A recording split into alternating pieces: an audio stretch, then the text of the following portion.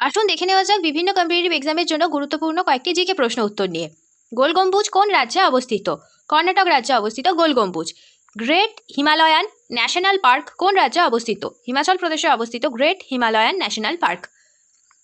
Keoladeo national park ভারতের কোন রাজ্যে অবস্থিত? রাজস্থানে অবস্থিত কেওলাদেও ন্যাশনাল পার্ক। খানুয়ার যুদ্ধ কত সালে হয়েছিল? 1527 সালে হয়েছিল খানুয়ার যুদ্ধ। বিশ্ব হেপাটাইটিস দিবস কবে পালন করা হয়? 28শে জুলাই বিশ্ব হেপাটাইটিস দিবস পালন করা হয়।